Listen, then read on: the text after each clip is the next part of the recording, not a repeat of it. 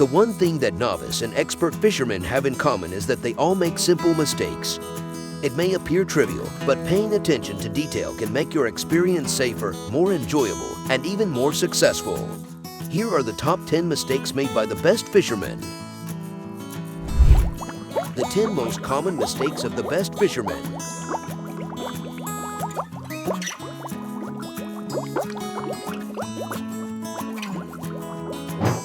Number 1. Live bait.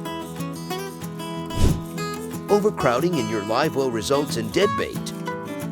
Keeping too many bait fish in too small of a container means that each bait fish has less oxygen and less room to move, which leads to increased amounts of stress. The more stressed the fish are, the more oxygen they use. Bait should be transferred and handled with caution. Limit direct contact by using a small net. Number 2. Insufficient ice.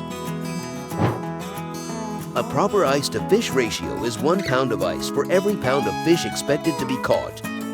For most inshore trips, 50 to 100 pounds of ice should be enough. To keep your ice from melting quicker, mix in some ice cream salt that will keep it from melting as quickly. Number 3. Bleed your catch. A majority of the gamey flavor in fish comes from the blood and bloodline of various species. Bleeding fish immediately after capture can also help to prevent enzyme and chemical changes. This chemistry unquestionably degrades the flavor. Oily fish should be bled and brined, and the bloodline should always be removed.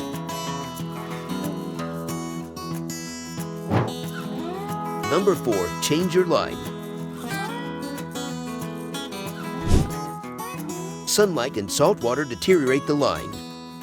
Even if it was not frequently used, it should be replaced over time. After each use, trim a little more.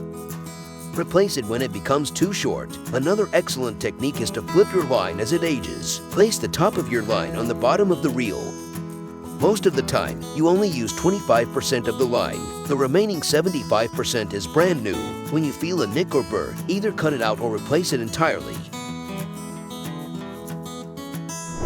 Number 5. High sticking.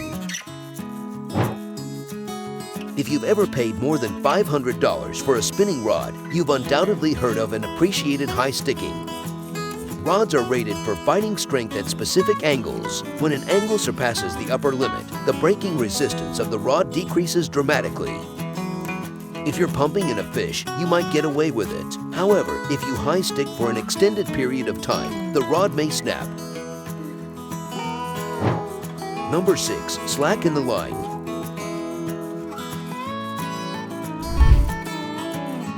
When reeling in a fish, an angler has 2 tasks to complete. Keep the pressure consistent first. Maintaining constant pressure on the fish is important. If the rod tip drops, you must reel more quickly than the drop. It must be done all at once. It cannot be a drop-then-reel process. Additionally, avoid reeling while the fish is removing drag.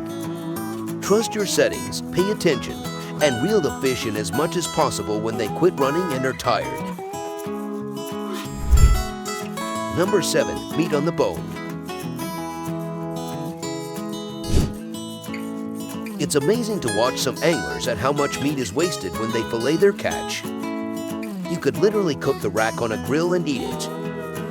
Choose a knife with the appropriate size and flexibility. Locate reference points, ribs, backbone, etc. and run your blade down in or across them.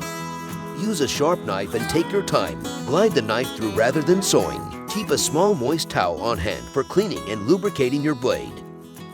If you're unsure how to prepare your fish, make sure to click the subscribe button and hit the icon bell to stay updated on our cleaning specific fish species episode. Number 8. Care for your catch. Cutting mats or boards, clean buckets, coolers, and plastic bags are all required.